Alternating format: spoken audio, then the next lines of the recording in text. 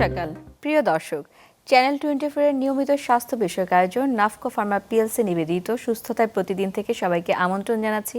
আমি ডাক্তার সাদিয়া সুলতানা রেশমা। দর্শক, আমাদের শরীরের অন্যতম গুরুত্বপূর্ণ অঙ্গ হচ্ছে লিভার বা যকৃৎ। কিন্তু ইদানিং শোনা যায় এই লিভারের বিভিন্ন ধরনের রোগ যা আক্রান্ত করছে একদম শিশু থেকে বয়স্ক সবাইকেই। হঠাৎ করে এই রোগগুলো কেন বেড়ে যাচ্ছে, কি কি রোগ হচ্ছে, এই বিষয় নিয়ে আজকে আমাদের আলোচনার বিষয় তাই রেখেছি লিভারের রোগ। এবং কথা বলতে আমাদের সাথে আজকে উপস্থিত আছেন আমাদের দেশের একজন প্রখ্যাত লিভার বিশেষজ্ঞ। আমাদের সাথে আছেন doctor Mohammad Kamrul Hasan, consultant liver বিভাগ, শহীদ সরওয়ার্দী মেডিকেল কলেজ ও হাসপাতাল। আপনাকে স্বাগত জানাচ্ছি আমাদের এই অনুষ্ঠানে। ধন্যবাদ আপনাকে এবং আমাদের চ্যানেল 24 যে দর্শকরা আছেন।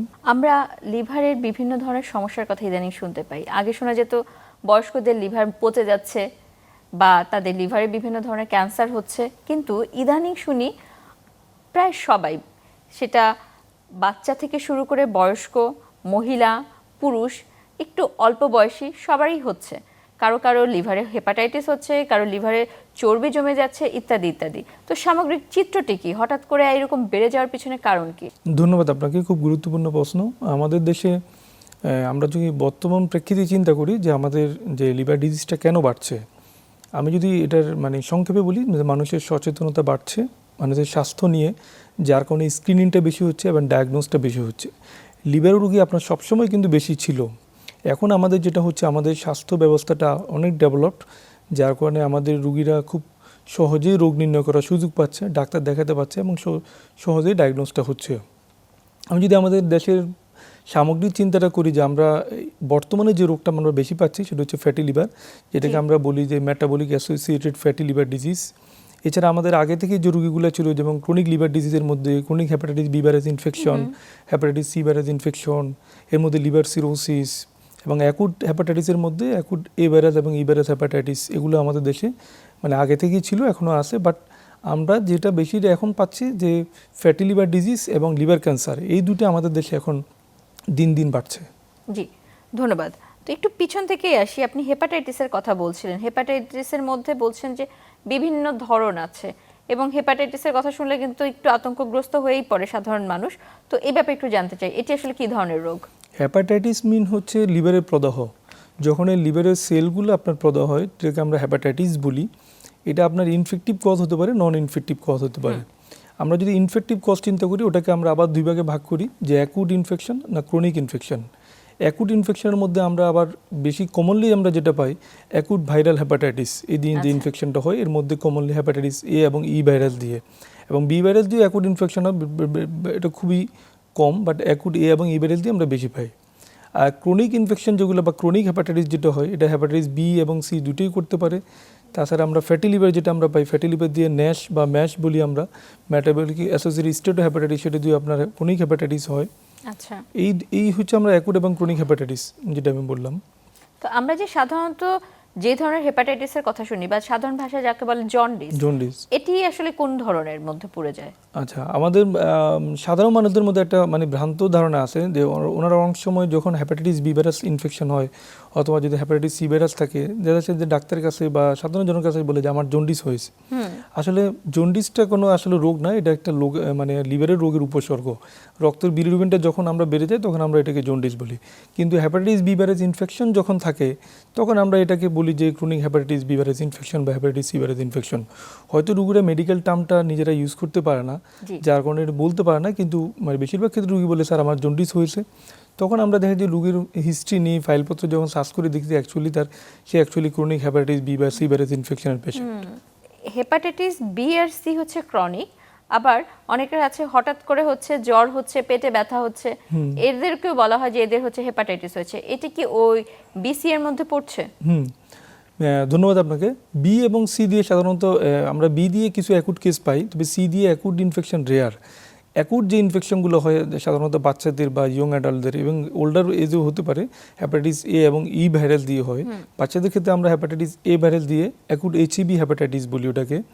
আর আমরা বয়স্কদের ক্ষেত্রে বা ইয়ং অ্যাডাল্টদের ক্ষেত্রে হেপাটাইটিস ই ভাইরাস দিয়ে আমরা অ্যাকুট এইচইভি হেপাটাইটিস পাই। তো আপনি যেটা বললেন যে জন্ডিস এবং পেটে ব্যথা, হ্যাঁ, এই দুটো লক্ষণই কিন্তু অ্যাকুট হ্যাপাটাইটিসে হতে পারে। সেটা ইনফেক্টিভ কজ হতে পারে, নন ইনফেক্টিভ কজ দিয়ে যদি অ্যাকুট হ্যাপাটাইটিস হয় সেটাও হতে পারে। যেমন নন ইনফেক্টিভ কজের মধ্যে একটা যদি আমরা কমনলি বলি অ্যাকুট মানে ড্রাগ ইনডিউসড হ্যাপাটাইটিস, মানে আপনার হার্বাল বা কোভিডাজি বা হোমিওপ্যাথি অথবা অ্যালোপ্যাথি যে ড্রাগগুলো যে টক্সিক ডোজে যদি রুগী খায় সেক্ষেত্রে কিন্তু অ্যাকুট হ্যাপাটাইটিস হতে পারে। ইভেন আমরা যদি ব্যাকটেরিয়াল কজে কিন্তু আমাদের যেমন টাইফয়েড ফিভার সেটা দিয়ে কিন্তু আমরা অ্যাকুট হ্যাপাটাইটিস হতে পারে। তো কমনলি আমরা ভাইরাস দিয়ে পাই, যেগুলো আমরা হ্যাপাটাটোপিক ভাইরাস বলি। এর মধ্যে কমনলি হ্যাপাটাইটিস এ, ই এবং বি ভাইরাস দিয়ে আমরা অ্যাকুট হ্যাপাটাইটিসটা পেয়ে থাকি। তো এই যে হেপাটাইটিস এ আর ই এর চিকিৎসা করার কথা যখন আসে, অনেকেই তো আছে যে ঝাড়ফুঁক করায়, এবং বিশেষ করে গ্রামাঞ্চলে এই ব্যাপারটি অনেক বেশিভাবেই প্রচলিত। এটি কি কোনো ধরনের ক্ষতি করতে পারে কিনা লিভারকে?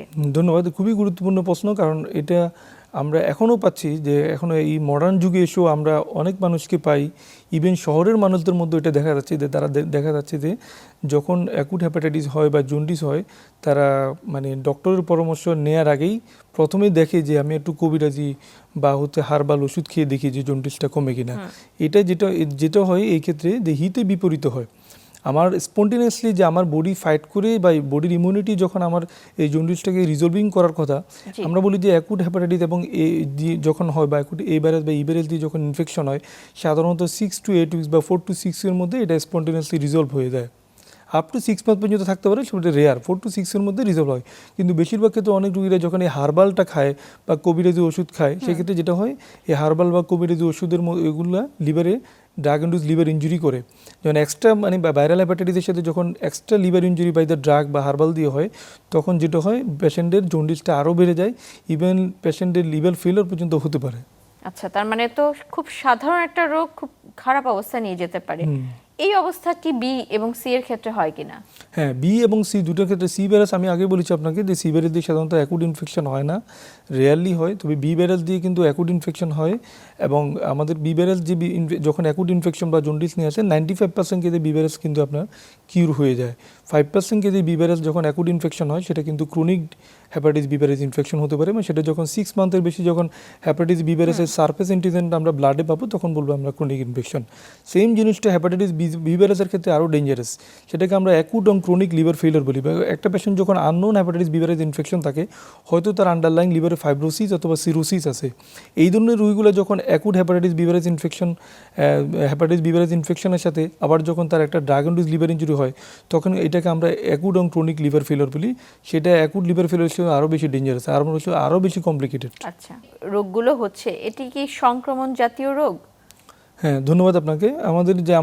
আমাদের দেশে যে হ্যাপাটাইটিস বি এবং সি ভাইরাস যে ইনফেকশন, দুটোই কিন্তু সংক্রমণ রোগ। এবং এগুলো অনেকগুলো ফ্যাক্টর আছে বা রিস্ক ফ্যাক্টর আছে। আমাদের দেশে আমরা বলি যে আমাদের দেশটা হলো ইন্টারমিডিয়েট জোন। WHO যে ক্রাইটেরিয়া বলেছেন যে 2% নিচে হলে লো রিস্ক জোন, এবং 2 to 7% ক্ষেত্রে আমরা বলি যে আমাদের দেশটা হলো ইন্টারমিডিয়েট জোন।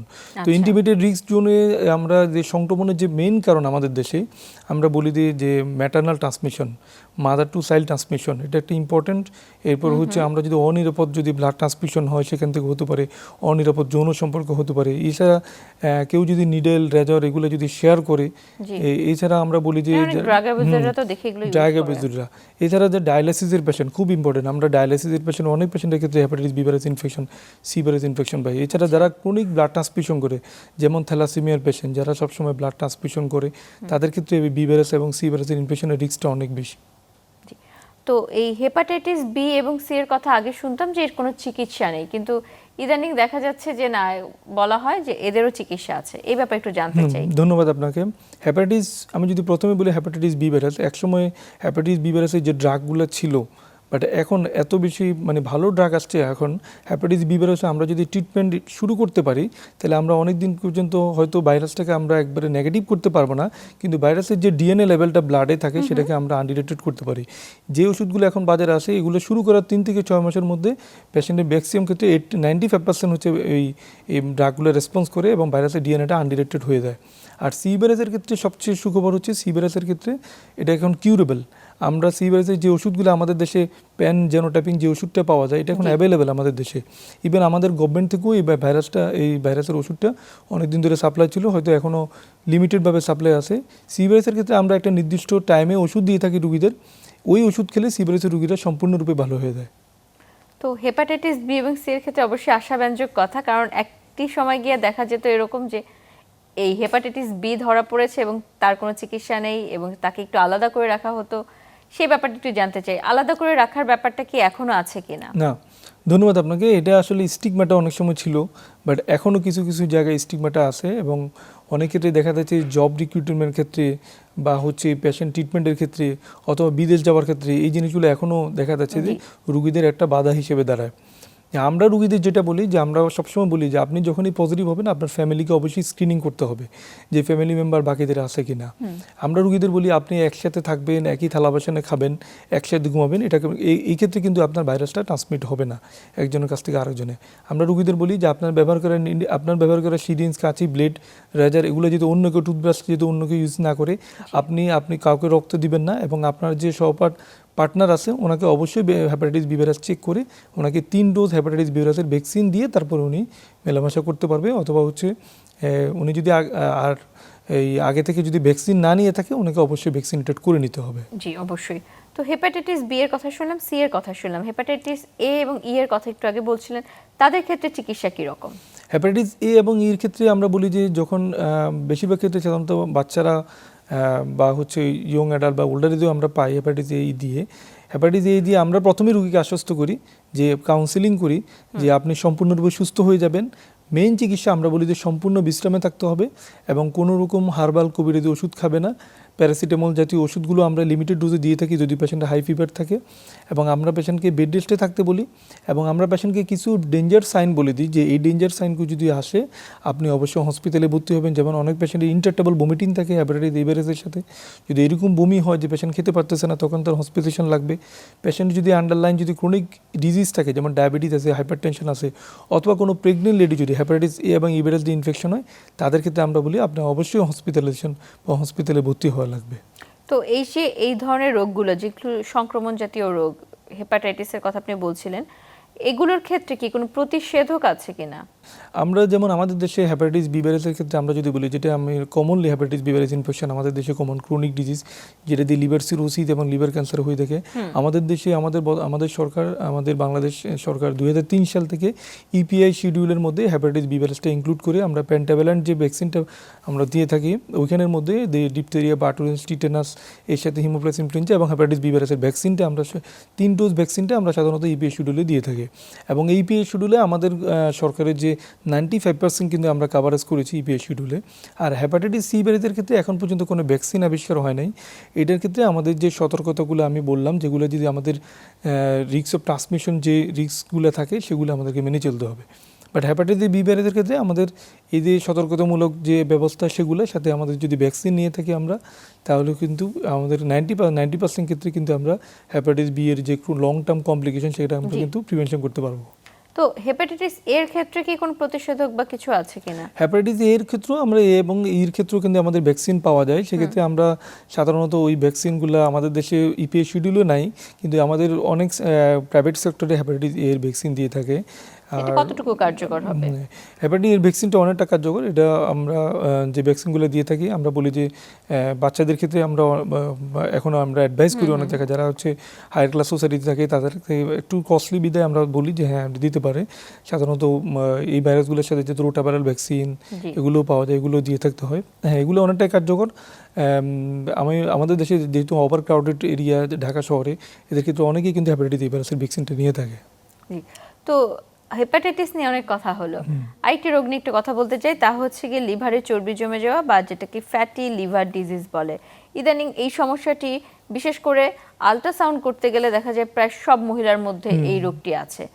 এই রোগটি সম্পর্কে জানতে চাই, এই রোগটি আসলে কি ধরনের রোগ এবং কেন হয়? ধন্যবাদ আপনাকে।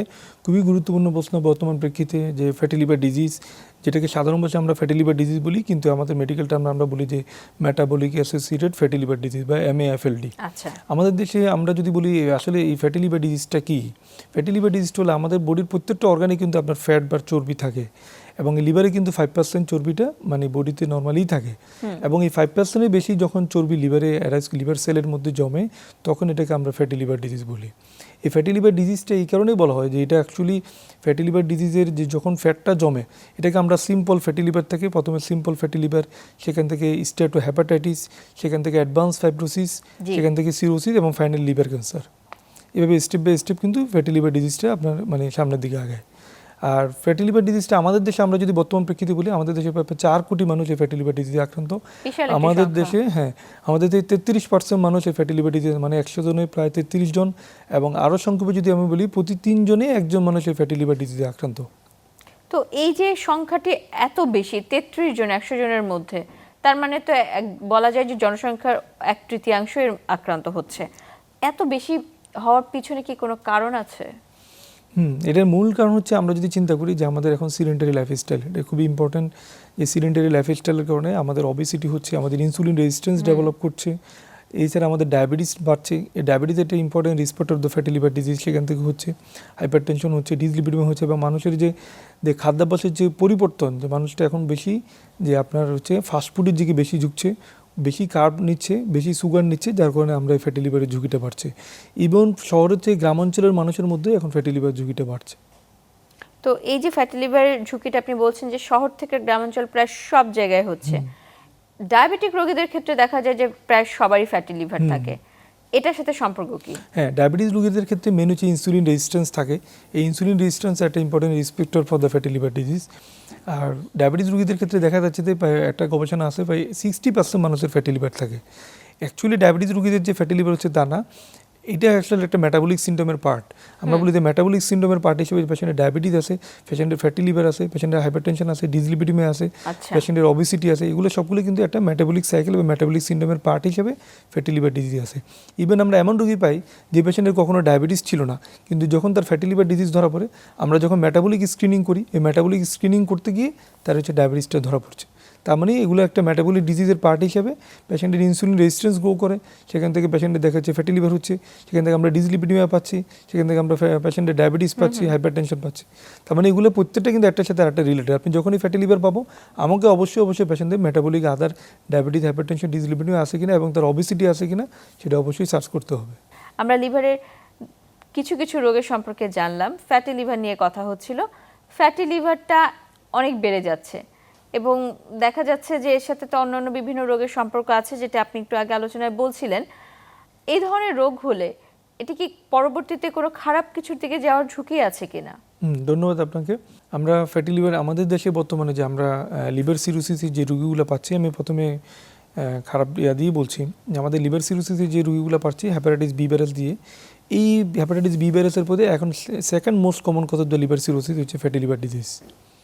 আমরা এখন যে রোগীগুলো পাচ্ছি দেখা যাচ্ছে ওদের বয়স 50-60 ইয়ার্সে যে পেশেন্টগুলো পাচ্ছি, বেশিরভাগ ক্ষেত্রে দেখা যাচ্ছে তাদের হাইপারটেনশন, ডায়াবেটিস, ডিসলিপিডিমিয়া আছে এবং তাদের কোনো ভাইরাল হেপাটাইটিস বি, সি এগুলো ইনফেকশন নাই এবং অটোইমিউন কোনো হেপাটাইটিসের কোনো তাদের এক্সপেক্টর নাই। তখন আমরা এদেরকে ফ্যাটি লিভার ডিজিজ হিসেবে বা ন্যাশ সিরোসিস বা ম্যাশ সিরোসিস হিসেবে লেবেল করছি। মানে এদের যে ফ্যাটি লিভার ডিজিজ থেকেই আমরা ধারণা করছি যে লিভার সিরোসিসটাও হয়েছে। তার মানে আমাদের দেশে কিন্তু ফ্যাটি লিভার যে সিরোসিসগুলো আমরা এখন পাচ্ছি, সেকেন্ড মোস্ট কমন কজ কিন্তু আমাদের ফ্যাটি লিভার ডিজিজ। আমরা রুগীদের বলি, এখন আমাদের গুড নিউজ হচ্ছে আমাদের রুগীরা যখন আমাদের কাছে আসে অনেক আর্লিতে কিন্তু আমাদের কাছে চলে আসতেছে। জায়গাতে একটা সিম্পল আল্ট্রাসাউন্ড, সে কোনো একটা কারণে আল্ট্রাসাউন্ড করলো, সেখানে একটা ফ্যাটি লিভার পাইছে এবং আমাদের কাছে আসতেছে। এটা কিন্তু রুগীদের জন্য খুবই ভালো, কারণ আমি যখন সিম্পল ফ্যাটি লিভার পাচ্ছি, আমি রুগীকে 6 মাস বা 1 বছর পর ফলো আপ দিচ্ছি, যাতে রুগীতে ফ্যাটি লিভার ডিজিজটা প্রোগ্রেশন হচ্ছে কিনা সেটা সেই ফলো আপে থাকতে পারলো। এখন গুড নিউজ হচ্ছে আমাদের দেশে এখন ফ্যাটি লিভারের আমরা যে মেইন ট্রিটমেন্টটা লাইফস্টাইল মডিফিকেশন, ওয়েট রিডাকশন, এটার বাইরেও কিন্তু মানে এফডিএ অ্যাপ্রুভাল কিছু ড্রাগ আসছে যেটা আমরা ফ্যাটি লিভারের জন্য দিচ্ছি, যেটা হচ্ছে অ্যাডভান্স ফাইব্রোসিসের পেশেন্টকে সিরোসিসটা প্রিভেন্ট করতেছে। তার মানে হচ্ছে রোগী যদি আর্লি আমাদের কাছে আসতে পারে, পেশেন্ট কিন্তু ফ্যাটি লিভার ডিজিজ থেকে মুক্ত হতে পারে, লিভার সিরোসিস এবং লিভার ক্যান্সারের যে জটিলতা সেটা সে কিন্তু পরিত্রাণ পেতে পারে। তো এই যে লিভারের বিভিন্ন সমস্যাগুলো হচ্ছে, অনেকগুলোই জটিল মনে হচ্ছে, এগুলো সাধারণত দেখা যায় যে অনেক পরেই যে ধরা পড়ে এবং জন্ডিস যখন হয় বা অন্য কোনো অসুবিধা হয় তখন গিয়ে রোগীরা চিকিৎসকের কাছে আসে, অথবা এই যে আপনি যেটি একটু আগে বলছেন যে আল্ট্রাসাউন্ড করছে তখন একটি কোনো সমস্যা ধরা পড়লে তারা আসে।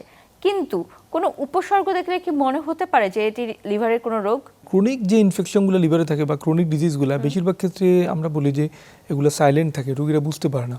কিন্তু তারপরেও আমরা রোগীদের বলি যে লিভারের রোগগুলোর ক্ষেত্রে কিছু কিছু সাইন থাকে, যেমন আমরা ফ্যাটি লিভার ডিজিজ যদি বলি যে যখন ফ্যাটি লিভার থাকে সেখান থেকে স্টেটোহেপাটাইটিস থাকে, মানে লিভারের প্রদাহ থাকে, রোগীদের সাধারণত যে লক্ষণগুলো হয় যেমন পেটের উপরিভাগে অস্বস্তি লাগে, ভারী ভারী লাগে, রোগীর পেটে ব্যথা লাগে, তারপরে ডাইজেশনের সমস্যা হয়, ডিসপেপসিয়ার পিসার থাকে, এই সমস্যাগুলো হয়। এবং হেপাটাইটিস বি ভাইরাসের ইনফেকশনের রোগগুলো সাধারণত যখন সিরোসিস না হওয়া পর্যন্ত তাদের কোনো ফিচার থাকে না। তো এই হেপাটাইটিস বি ভাইরাসের ক্ষেত্রে আমরা বলি যে এখানে আপনাকে স্ক্রিনিং অবশ্যই করে নিতে হবে।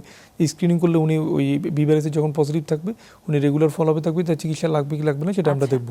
আর যখন সিরোসিস হয়ে যায় তখন সাধারণত সিরোসিস যে কমপ্লিকেশনগুলো অ্যারেস্ট করে পেটে পানি আসে, জন্ডিস হয়, রোগীর রক্ত বমি হতে পারে এবং জ্ঞানের মাত্রা পরিবর্তন বা অজ্ঞান হয়ে যেতে পারে, এই ফিচারগুলো রোগীদের আসে।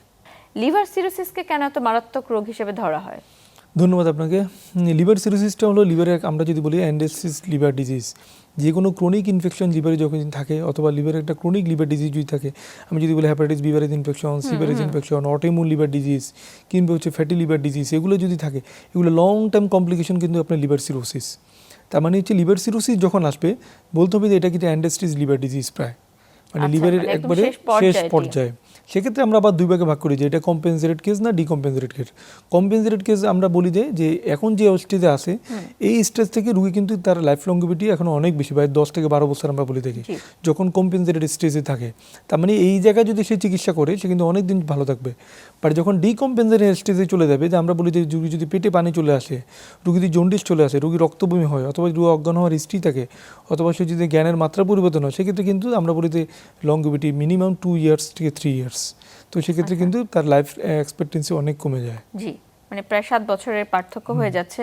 তো লিভার সিরোসিসের যাদের এই কম্পেনসেটেড থেকে ডিকম্পেনসেটেড হয়ে যাচ্ছে, মানে জটিল অবস্থায় চলে যাচ্ছে, তখন আপনি কিছু উপসর্গের কথা বলছেন। যদি এরকম কিছু হয়ে থাকে তাহলে কি এমন কোনো ঔষধ আছে যে ওষুধটি এর থেকে সুস্থ করা সম্ভব? হ্যাঁ, ধন্যবাদ আপনাকে। আমরা বলি যে কম্পেনসেটেড স্টেজে যখন রুগী থাকে সেটা যদি বি ভাইরাস দিয়ে হয় কিংবা সি ভাইরাস দিয়ে হয় অথবা ফ্যাটি লিভার ডিজিজ দিয়ে হয় অথবা অটোইমিউন হেপাটাইটিস হয়, তো সেক্ষেত্রে কিন্তু আপনাকে অবশ্যই এটিওলজিক্যাল ট্রিটমেন্টটা করতে হবে। যে আমি যদি বি ভাইরাসের ট্রিটমেন্ট করতে হবে, সি ভাইরাসে যদি তার ইনফেক্টিভ থাকে বা আরএনএ পজিটিভ থাকে সেক্ষেত্রে সি ভাইরাসের চিকিৎসা করতে হবে। ফ্যাটি লিভারের চিকিৎসাও আমাদের করতে হবে, যে পেশেন্ট লাইফস্টাইল মডিফিকেশন করতে হবে, ওয়েট রিডাকশন করতে হবে।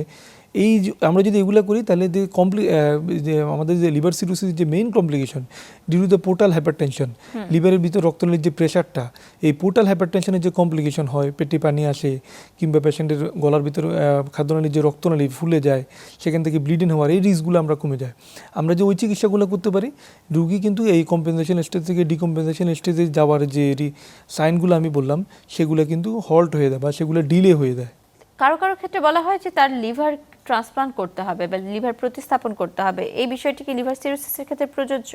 হ্যাঁ, লিভার ট্রান্সপ্লান্টটা শুধু লিভার সিরোসিসের জন্য না, আমরা বলি যে অ্যাকুট লিভার ফেলিয়ারের ক্ষেত্রে আমরা acute liver failure, hepatitis A virus বা এই ভাইরাস অথবা হার্বাল বা drug induced liver injury, any cause the acute liver ফেলিয়ারের ক্ষেত্রে আমরা লিভার ট্রান্সপ্লান্ট ইন্ডিকেশন আছে। সেক্ষেত্রে আমরা কিছু ক্রাইটেরিয়া আছে, ওই ক্রাইটেরিয়া অনুসারে আমরা ট্রান্সপ্লান্ট বা ইন্ডিকেশন থাকে অথবা ট্রান্সপ্লান্ট করার জন্য বলি। আর আপনি যেটা বললেন যে লিভার সিরোসিসের ক্ষেত্রে ট্রান্সপ্লান্ট, লিভার সিরোসিসের ক্ষেত্রেও আমরা ট্রান্সপ্লান্ট করি। সেক্ষেত্রে আমাদের কিছু ক্রাইটেরিয়া দেখি, আমরা কিছু স্কোরিং করি পেশেন্টের বা কমপ্লিকেশনগুলো দেখি, ওই স্কোরিং অনুসারে ওই কমপ্লিকেশন অনুসারে আমরা ডিকম সিরোসিস অথবা কম্পেনসেটেড সিরোসিসের ক্ষেত্রে আমরা ট্রান্সপ্লান্ট ইন্ডিকেশন থাকলে আমরা রুগীকে অ্যাডভাইস করি। বা ট্রান্সপ্লান্ট করার আগে আমরা রুগীকে ডোনর এবং পেশেন্টের যে রিসিপিয়েন্ট তাদের প্রত্যেকের ইভ্যালুয়েশন করে তারপরে ট্রান্সপ্লান্ট ইন্ডিকেশন দেখে তারপরে পেশেন্টকে ট্রান্সপ্লান্টের জন্য অ্যাডভাইস করা হয়। তো এই যে লিভার ট্রান্সপ্লান্ট, লিভার সিরোসিস একটি চিকিৎসা, আবার অনেক ক্ষেত্রে বলা হয় যে লিভারে যদি ক্যান্সার হয় সেক্ষেত্রেও চিকিৎসা এটি। তো লিভারে ক্যান্সার কেন হয়? ধন্যবাদ আপনাকে। আমরা যদি লিভার ক্যান্সারের অন্যতম প্রধান কারণ একটা হলো আপনার ফাইব্রোসিস বা সিরোসিস। এই সিরোটিক লিভারে কিন্তু আপনার লিভার ক্যান্সারের রিস্কটা বেশি। আর আন্ডারলাইন যে ইটিওলজি যদি আমরা বলি যে hepatitis B virus infection, C virus infection, alcoholic liver disease, তারপর হচ্ছে আমাদের আমরা যদি বলি যে ফ্যাটি লিভার, এই ফ্যাটি লিভার কিন্তু লিভার সিরোসিস, লিভার ক্যান্সারের একটা অন্যতম রিস্ক। এছাড়া আরও কিছু রেয়ার আছে, যেমন আর্সেনিক, আফলাটক্সিন, এগুলো আপনার লিভার ক্যান্সার করতে পারে। বাট মেইন রিস্ক ফ্যাক্টর হচ্ছে লিভার সিরোসিস। লিভার সিরোসিস হলেই কিন্তু লিভারের রিস্কটা, ক্যান্সারের রিস্কটা বেশি। কিন্তু আমি যে ইনফেকশনগুলো বললাম, ফ্যাটি লিভার ডিজিজ অথবা হচ্ছে non infective cause fatty liver disease, infective কজের মধ্যে hepatitis B virus infection, C virus infection, alcoholic liver disease, এগুলো থেকে কিন্তু লিভার ক্যান্সারটা হতে পারে। প্রত্যেকটি রোগী তো মনে হচ্ছে সম্পর্কযুক্ত। হেপাটাইটিস থেকে লিভার সিরোসিস থেকে লিভার ক্যান্সার, আবার হচ্ছে গিয়ে লিভারে যে চর্বি জমা হলো তখন ওখান থেকেও পরবর্তীতে সিরোসিস হয়ে ক্যান্সার হতে পারে, বা ক্যান্সার থেকেও সিরোসিস, এরকম কথাও শোনা যায়। তো সার্বিকভাবে এই যে লিভারে বিভিন্ন ধরনের রোগগুলো হচ্ছে, এগুলোর পিছনে নিশ্চয়ই কোনো না কোনো কারণ আছে, যে কারণগুলো আপনি প্রাথমিক অবস্থায় কিছুটা বলেছিলেন, যে আমাদের খাদ্যাভ্যাস এবং আমাদের জীবনযাপন পদ্ধতি। তাহলে আমাদের আসলে করণীয় কি হবে, আমরা কি করব? লিভারের চিকিৎসাটা আগে শুরু করব, নাকি আমাদের সে একটু পিছনের যে জীবনযাপন পদ্ধতিতে পরিবর্তন আনতে হবে? ধন্যবাদ আপনাকে, ইম্পর্টেন্ট প্রশ্ন। আমাদের যদি এখন আমরা যদি বলি যে আমাদের এই যে সিরোসিস বা লিভার ক্যান্সার আমাদের যদি প্রিভেনশন করতে হয়, অবশ্যই আমাদেরকে, যেমন আমরা যে ফ্যাটি লিভার একটা ইম্পর্টেন্ট কারণ আমরা বলছি, সেখান থেকে লিভার সিরোসিস হচ্ছে, তাহলে আমাদের অবশ্যই জীবনযাত্রার মানের পরিবর্তন করতে হবে, আমাদের খাদ্যাভ্যাসের পরিবর্তন করতে হবে, আমাদের রেগুলার এক্সারসাইজ করতে হবে, যাদের ওবেসিটি আছে তাদের ওয়েট রিডাকশন করতে হবে এবং এগুলো চেঞ্জ করতে হবে।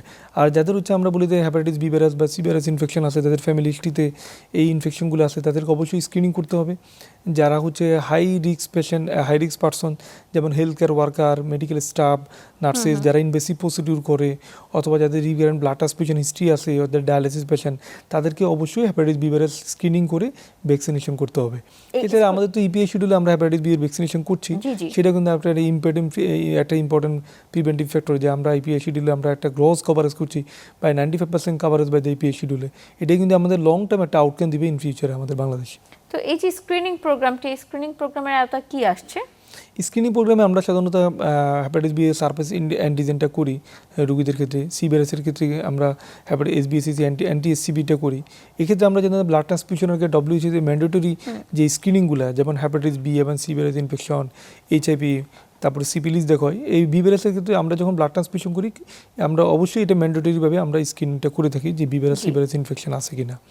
এছাড়া আদার ক্ষেত্রে আমরা যদি বলি, যেহেতু আমাদের দেশে আমরা হাই রিস্ক জোনে আছি, ইন্টারমিডিয়েট রিস্ক জোনে আছি 2 to 7% ক্ষেত্রে, এতে প্রত্যেকটা পার্সন আমার মনে করা উচিত জীবনের কোনো না কোনো সময়ের ক্ষেত্রে হ্যাপাটাইটিস বি ভাইরাস অবশ্যই চেক করা উচিত। ইভেন প্রেগনেন্ট লেডির ক্ষেত্রে আমরা বলি যে আপনি প্রেগনেন্সি কনসিভ করার আগেই উনি তার ডক্টরের সাথে পরামর্শ নিয়ে হ্যাপাটাইটিস বি ভাইরাসের স্ক্রিনটা অবশ্যই যদি করে। আর যাদের হচ্ছে রিকারেন্ট ব্লাড ট্রান্সফিউশন করে, তাদের ক্ষেত্রে অবশ্যই আমরা বলি যে আপনি স্ক্রিনিং করে ব্লাড ট্রান্সফিউশন করতে হবে। এবং ডায়ালিসিস পেশেন্টের ক্ষেত্রে আমরা ডায়ালিসিসের আগে হ্যাপাটাইটিস বি এর স্ক্রিনিংটা করে নিয়ে থাকি। এই যে যারা চিকিৎসা নিচ্ছে এবং চিকিৎসা নেওয়ার পর কেউ কেউ হয়তো একটু ভালো হয়ে যাচ্ছে, তাদের ক্ষেত্রে ফলো আপ কি গুরুত্বপূর্ণ?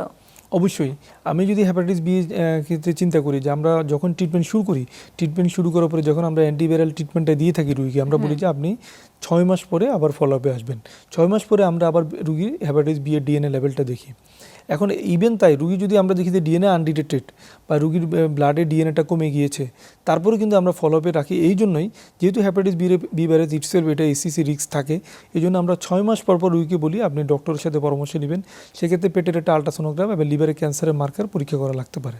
জি, কথা বলতে বলতে আমরা একদম অনুষ্ঠানের শেষ পর্যায়ে চলে এসেছি। বিদায়ের আগে আমাদের দর্শকের উদ্দেশ্যে আপনার বক্তব্য, পরামর্শটা একটু সংক্ষেপে শুনে নিতে চাই। হ্যাঁ, ধন্যবাদ আপনাকে। আমি দর্শকের উদ্দেশ্যে এটাই বলবো যে আমাদের দেশে লিভার ডিজিজ দিন দিন বাড়ছে। এর অন্যতম প্রধান কারণ হচ্ছে আমাদের যে লাইফস্টাইল, এটা আমাদেরকে অবশ্যই চেঞ্জ করতে হবে। আমাদের খাদ্যাভ্যাসে পরিবর্তন আনতে হবে, ওয়েট রিডাকশন করতে হবে, এক্সারসাইজ করতে হবে। এবং যাদের ফ্যামিলিতে হ্যাপাটাইটিস বি ভাইরাস ইনফেকশন আছে, তারা বাড়ির সবাইকে হ্যাপাটাইটিস বি ভাইরাস স্ক্রিনিং করবেন। অবশ্যই স্ক্রিনিং করার পরে যাদের নেগেটিভ থাকবে তারা 3 ডোজ হ্যাপাটাইটিস বি ভাইরাসের টিকা দিবেন। আর যাদের পজিটিভ থাকবে তাদের অবশ্যই আপনার লিভারের ডাক্তারের পরামর্শ নিয়ে হ্যাপাটাইটিস বি ভাইরাসের চিকিৎসা করতে হবে। আর যেসব মাদার প্রেগনেন্সিতে হ্যাপাটাইটিস বি ভাইরাস ইনফেকশন আসেন, তাদের ক্ষেত্রে অবশ্যই ডক্টরের পরামর্শ নিয়ে হ্যাপাটাইটিস বি ভাইরাসের চিকিৎসা করতে হবে। এবং ডেলিভারির পরে বাচ্চাকে হ্যাপাটাইটিস বি ভাইরাসের ভ্যাকসিন এবং ইমিউনোগ্লোবিন দুটোই এনশিওর করতে হবে। এটাই আমার পরামর্শ। আপনাকে অসংখ্য ধন্যবাদ আপনার মূল্যবান সময় থেকে আমাদেরকে আজকে সময় দেওয়ার জন্য। আপনাকে অনেক ধন্যবাদ এবং চ্যানেল 24 এর দর্শকদের ধন্যবাদ এবং চ্যানেল 24কেও ধন্যবাদ আমাকে ইনভাইট করার জন্য। প্রিয় দর্শক, আজকে এখানেই বিদায় নিতে হচ্ছে। অবশ্যই আপনার লিভার ভালো রাখার জন্য নিয়মিত স্ক্রিনিং করুন, সমস্যা হলে চিকিৎসকের পরামর্শ গ্রহণ করুন। ভালো থাকুন, সুস্থ থাকুন।